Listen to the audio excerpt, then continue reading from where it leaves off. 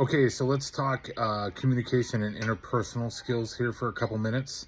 Hopefully, you read the PDF. If you haven't, then you can listen to this and read the PDF. A lot of good information in there, and I'm just going to emphasize a couple things. The first one is, and this is kind of a cliche old adage, but you have two ears and one mouth. Use them accordingly. So when it comes to communication, um, probably the most important, not probably, the most important part of communication is listening. Are you truly intently and intentionally listening to the person or people to whom you are speaking?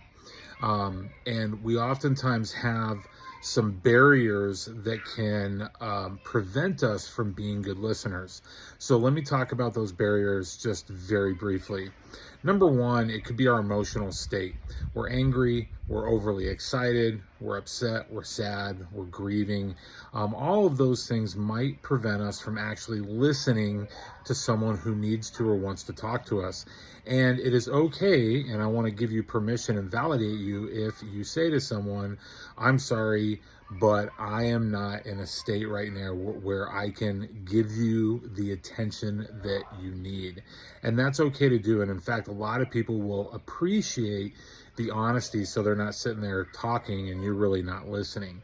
Another barrier could be the reality that we oftentimes, as we listen to someone speak, what is one of the things that we do immediately is we start to create a response or a rebuttal instead of giving that person our attention and truly listening. So we need to kind of shut our response mechanism down as we listen to someone so we can appropriately listen to them. And then once they're done speaking, we can start to form our response if it's needed.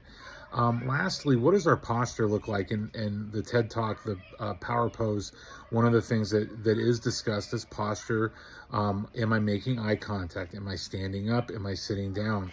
If the person to whom you're speaking is sitting down, you should probably sit down, be on the same level. If they're standing up, stand up. Am I fidgeting? Where are my hands?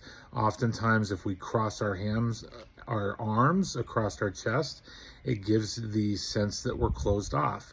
If we open up our arms, put our hands in our pocket, it gives the sense that we're open. And those are all just physical cues. It doesn't mean that you're not listening, but the person to whom you're speaking might perceive your body posture as being open or closed.